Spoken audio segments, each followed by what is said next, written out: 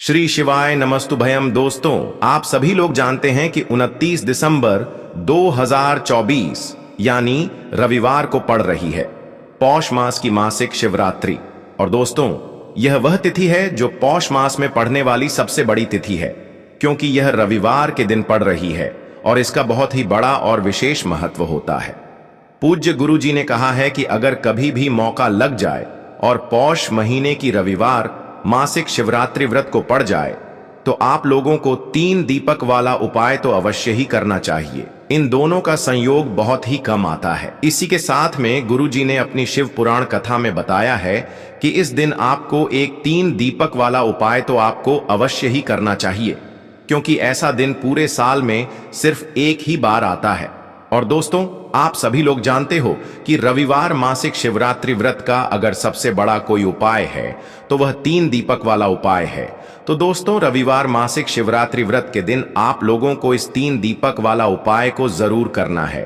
बहुत सारे लोग होंगे जिन लोगों ने इस उपाय को ना किया हो, मतलब पूरा साल निकल गया, उन्होंने किसी भी दिन इस 3 दीपक वाला उपाय को ना किया हो। पर दोस्तों, आपके पास एक आखिरी मौका बचा हुआ है, जो कि 29 दिसंबर रविवार मासिक शिवरात्रि व्रत के दिन है। इस दिन आप लोगों को इस वाले उपाय को जरूर कर लेना है। भले ही आपने पूरे महीने भर इस उपाय को ना किया हो, पर अगर आपने इस पौष महीने के रविवार मासिक शिवरात्रि व्रत के दिन अगर इस वाले उपाय को कर लिया तो आपको इस उपाय को करने का वह फल मिलेगा जिसकी आपने कभी कल्पना भी नहीं करी होगी। इसीलिए आप लोग इस वाले उपाय को एक बार जरूर कर लेना है, ताकि आप लोगों के हाथ से यह मौका ना जा सके और आपको इस उपाय को करने का फल मिल सके। दोस्तों, यह उपाय पंडित जी ने अपनी अभी की ही श्री शिव महापुराण की कथा में बताया है। जी, इस उपाय को आज हम आपको बहुत अच्छे से समझाने वाले हैं। इस वीडियो को देखने के बाद इस उपाय को समझने के लिए आपको कोई और वीडियो को देखने की जरूरत नहीं पड़ेगी। तो चलिए दोस्तों, उपाय को शुरू करते हैं।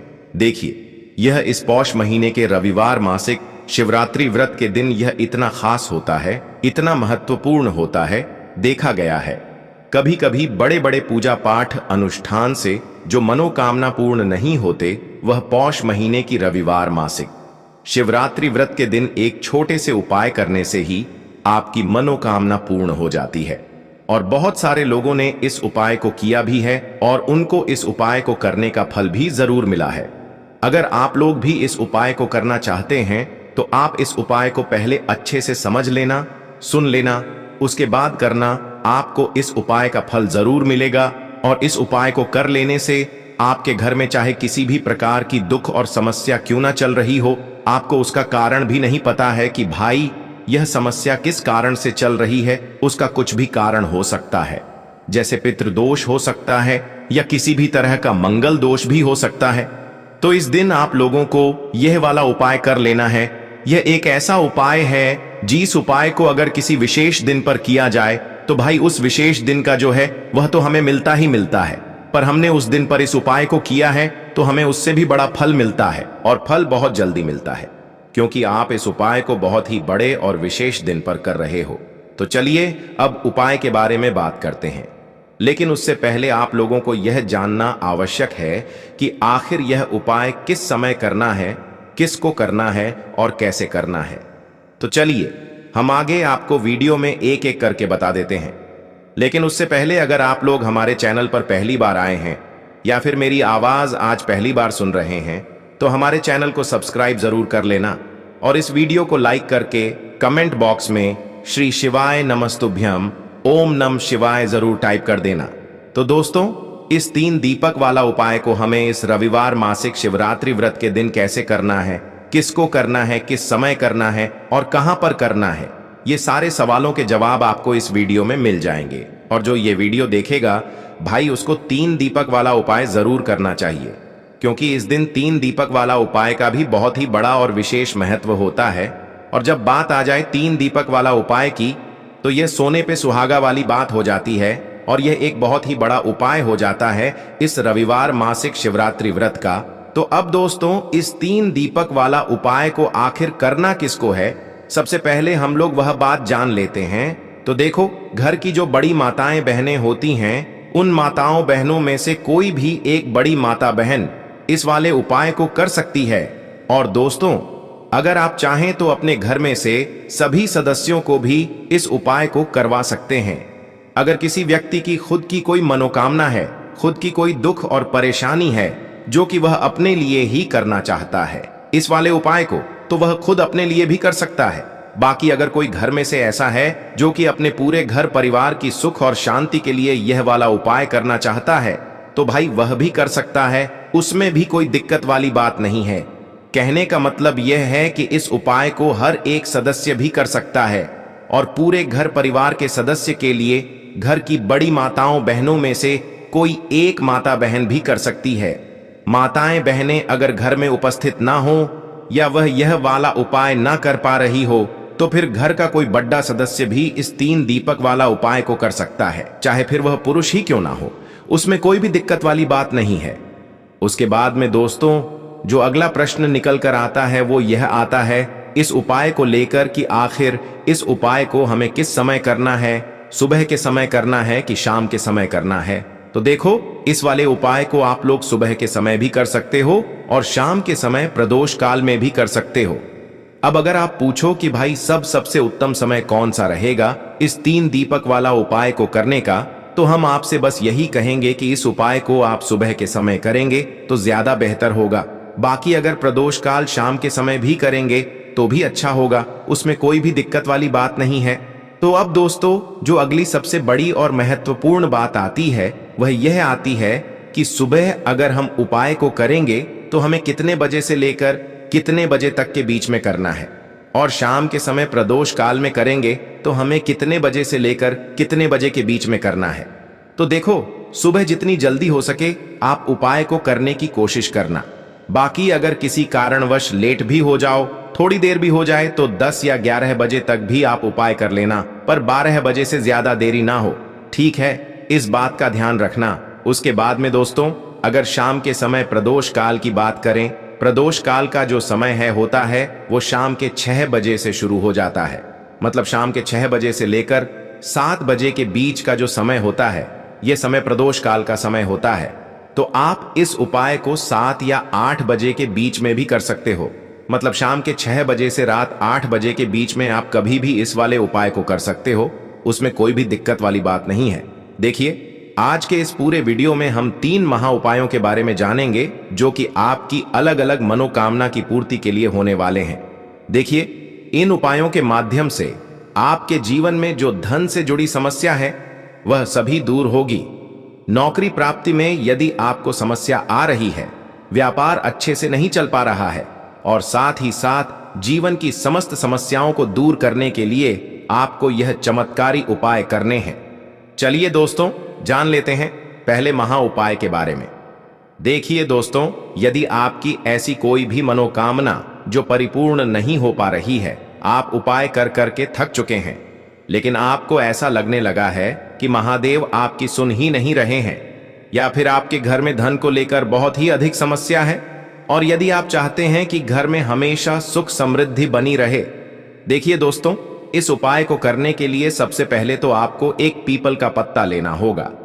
देखिए, शिवरात्रि का दिन है, तो आप इस दिन पीपल का पत्ता पीपल के वृक्ष से तोड़ सकते हैं, और साथ ही साथ रविवार के दिन और साथ ही साथ मासिक शिवरात्रि के इस महासहयोग में यदि आप इस उपाय को करते हैं तो इस उपाय का आपको 4 गुना फल प्राप्त होने वाला है। तो सबसे पहले तो आपको एक पीपल का पत्ता लेना है। इसी के साथ में आपको मात्र थोड़ा सा शहद लेना है। इसी के साथ में आपको 7 यानी कि 7 अक्षत के दाने लेना है, जो कहीं से भी टूटे हुए खंडित नहीं होने चाहिए। इसी के साथ में आपको लेने होंगे एक चुटकी काले तिल। काले तिल आप 11 भी ले सकते हैं, 21 भी ले सकते हैं, 51 भी ले सकते हैं, जितने भी आपके पास हैं उतने ले सकते हैं। देखिए दोस्तों, आपके पास जो पीपल का पत्ता है, सबसे पहले तो उस पीपल के पत्ते पर आपको शहद की 7 बिंदियां लगानी है। देखिए, गुरुजी ने यहां पर एक विशेष जानकारी दी है कि जब भी आप यह 7 बिंदियां लगाएंगे तो आपको अपनी जो भी विशेष मनोकामना है उसे मन में सोचते रहना है। अब दोस्तों, आपके पास जो 7 चावल के दाने हैं उन्हें आपको उसी पीपल के पत्ते के ऊपर रख देना है। देखिए दोस्तों, जब आप 7 चावल के दाने पीपल के पत्ते पर रखेंगे तो आपको अपना नाम और अपनी गोत्र को मन में बोलना है। अब इसी पीपल के पत्ते के ऊपर आपके पास जो एक चुटकी काले तिल हैं उसे भी आपको रख देना है। अब दोस्तों, इस पीपल के पत्ते को दोनों हाथों में रख करके आपका जो पूरा घर ही घर के प्रत्येक कोने में, प्रत्येक कमरे में इस पीपल के पत्ते को लेकर के आपको घूम जाना है। केवल बाथरूम और शौचालय को छोड़ करके सभी कमरे में घूम जाना है। आपको लगातार ओम नमः शिवाय या फिर श्री शिवाय नमस्तुभयम इस मंत्र का जाप करते रहना है। अब दोस्तों, इस पीपल के पत्ते को लेकर के सीधे आपको पहुंच जाना है किसी भी बहते हुए जल में, सरोवर के पास। वहां पर आपको अपना नाम और अपनी गोत्र को बोलते हुए और अपनी जो विशेष मनोकामना है उसे बोलते हुए इस पीपल के पत्ते को आपको जल में प्रवाहित कर देना है। देखिए दोस्तों, गुरुदेव ने बताया है कि यदि आपके घर के आसपास कोई भी नदी, तालाब, सरोवर नहीं है तो इस पीपल के पत्ते को आप पीपल के वृक्ष के नीचे या फिर बेलपत्र के वृक्ष के नीचे भी रख करके आ सकते हैं। वहां पर भी आपको अपना नाम और अपनी गोत्र को बोलना है और अपनी मनोकामना को बोलते हुए वापस आपको अपने घर आ जाना है। गुरुजी ने बताया है कि जो भी व्यक्ति 29 दिसंबर पौष मास की रविवार शिव चतुर्दशी पर इस उपाय को कर लेता है, उसकी सारी कामनाएं स्वयं हमारे महादेव परिपूर्ण करते हैं। अब दोस्तों, हम जान लेते हैं दूसरे विशेष उपाय के बारे में। देखिए, इस उपाय के माध्यम से आपके घर में सुख, शांति, समृद्धि और धन संपदा हमेशा बढ़ती रहेगी। आपका जो दुर्भाग्य है वह दूर होगा। माता लक्ष्मी हमेशा आपसे प्रसन्न रहेगी। देखिए, इस उपाय के लिए आपको 3 दीपक लेने हैं। देखिए, पहला जो दीपक है वह आपको गोल बाती वाला दीपक लेना है और इस दीपक के अंदर आपको गौ माता का शुद्ध देसी घी डालना है। और जो अन्य 2 दीपक हैं वह आपको लंबी बाती के तैयार करने हैं और इन दोनों दीपक के अंदर भी आपको गौ माता का शुद्ध घी प्रयोग करना है। तो एक दीपक आपको गोल बाती का तैयार करना है, 2 दीपक आपको लंबी बाती के तैयार करने हैं। देखिए, गुरुदेव ने एक विशेष जानकारी दी है कि यदि जो आप लंबी बाती के 2 दीपक हैं उन्हें आटे के बनाते हैं तो इसका फल आपको 6 गुना प्राप्त होता है। अगर आप आटे का दीपक नहीं बना सकते हैं तो मिट्टी के दीपक ले सकते हैं, लेकिन गुरुजी ने बताया है कि आ का दीपक बनाएंगे तो आपको इसका 4 गुना फल प्राप्त होगा। अब दोस्तों, इन दीपक को आपको प्रज्वलित नहीं करना है। तीनों दीपक को सबसे पहले तो आपको लेकर के पहुंच जाना है इस 29 दिसंबर पौष मास की रविवार मासिक शिवरात्रि पर बेलपत्र के वृक्ष के नीचे। अब जो आपके पास गोल बाती का दीपक है, सबसे पहले तो उसे आपको बेलपत्र के वृक्ष के नीचे प्रज्वलित करना है। दीपक के नीचे आपको आसन के रूप में चावल के दाने रख देना है। तो पहला गोल बाती का दीपक आपको बेलपत्र के वृक्ष के नीचे प्रज्वलित करना है। अब जो 2 दीपक बचे हुए हैं उन्हें आपको अपने घर पर लेकर के आना है। घर में जब भी आप प्रवेश करेंगे तो आपके सीधे तरफ आपको जो यह लंबी बाती का दीपक है इसे प्रज्वलित करना है। यानी कि मुख्य द्वार में जब भी आप प्रवेश करते हैं तो आपके सीधे हाथ की तरफ लंबी बाती का दीपक आपको प्रज्वलित करना है। इस दीपक के नीचे भी आपको आसन के रूप में कुछ ना कुछ अवश्य लगाना है। और तीसरा जो लंबी बाती का दीपक है उसे आपको अपने घर के मंदिर में माता लक्ष्मी के सामने प्रज्वलित कर देना है। ध्यान रखना, दीपक की जो बत्ती है उसका मुख आपको उत्तर दिशा की तरफ रखना है। गुरुदेव ने बताया है कि जब भी आप तीनों दीपक को प्रज्वलित करेंगे तो उनमें आपको एक एक कमल गट्टा भी डालना है। देखिए, इस उपाय का महत्व क्या है। जब भी आप बेलपत्र के वृक्ष के नीचे एक दीपक प्रज्वलित करेंगे तो वहां पर माता लक्ष्मी का निवास होता है। और दूसरा दीपक जो आप अपने घर के मुख्य द्वार पर लगाएंगे तो माता लक्ष्मी आपके मुख्य द्वार तक आएंगी। और जब भी आप तीसरा दीपक प्रज्वलित करते हैं तो माता लक्ष्मी आपके घर के मंदिर में निवास करती है। तो इस प्रकार से आपको यह विशेष उपाय भी करना है। अब हम जान लेते हैं तीसरे महा उपाय के बारे में। देखिए, इस उपाय के माध्यम से भी आपकी मनोकामना पूर्ति होने वाली है। देखिए, इस उपाय के अंतर्गत यदि आप अपना घर खरीदना चाहते हैं या फिर यदि आप अपने जीवन में मनचाहे वर्ग की प्राप्ति करना चाहते हैं या फिर यदि आप मनचाही नौकरी की प्राप्ति करना चाहते हैं तो ऐसी मनोकामनाएं को परिपूर्ण करने के लिए आपको यह उपाय करना चाहिए। देखिए, इस उपाय का फल आपको 4 गुना प्राप्त होने वाला है क्योंकि कल मासिक शिवरात्रि है।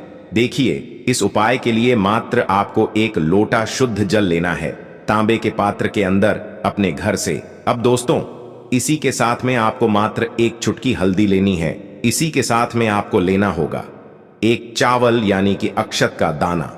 चावल का दाना कहीं से भी खंडित नहीं होना चाहिए और इसी के साथ में आपको लेना होगा एक लाल फूल। देखिए, लाल फूल आप किसी भी प्रकार का ले सकते हैं, केवल आपको फूल जो है वो लाल ही लेना है। अब दोस्तों, सबसे पहले तो आपके पास जो एक चुटकी हल्दी है, एक चावल का दाना है और एक जो आपने लाल फूल लिया है, उन तीनों का आप उस पात्र के अंदर डाल देना है। अब दोस्तों, इस कलश को आपको दोनों हाथों से पकड़ना है और इस कलश को सीधे लेकर के आपको पहुंच जाना है पीपल के वृक्ष के नीचे। ध्यान रखें दोस्तों, कल रविवार का दिन है, साथ ही साथ मासिक शिवरात्रि की पवित्र तिथि है, तो इस उपाय को आप रविवार के दिन कर सकते हैं। और इसी के साथ में आपको एक गोल बाती का दीपक भी लेना होगा। देखिए दोस्तों, सबसे पहले तो आपके पास जो एक लोटा शुद्ध जल है, इसे आपको पीपल के वृक्ष की जड़ में धीरे धीरे समर्पित कर देना है, हरिहर महादेव का मन में स्मरण करते हुए। और इसके बाद आपके पास जो एक गोल बाती का दीपक है, इसे भी आपको पीपल के वृक्ष के नीचे प्रज्वलित करके आ जाना है। गुरुजी ने बताया है कि जो भी व्यक्ति इस उपाय को इस प्रकार से कर लेता है, उसके जीवन में सारी मनोकामनाएं इस पौष मास के अंदर परिपूर्ण होती हैं। तो दोस्तों, ये थे पूज्य गुरुजी द्वारा बताए गए कुछ बहुत ही खास उपाय। अगर आपको जानकारी अच्छी लगी हो तो वीडियो लाइक करिएगा। मिलते हैं फिर एक नए वीडियो के साथ। श्री शिवाय नमस्तु भयम।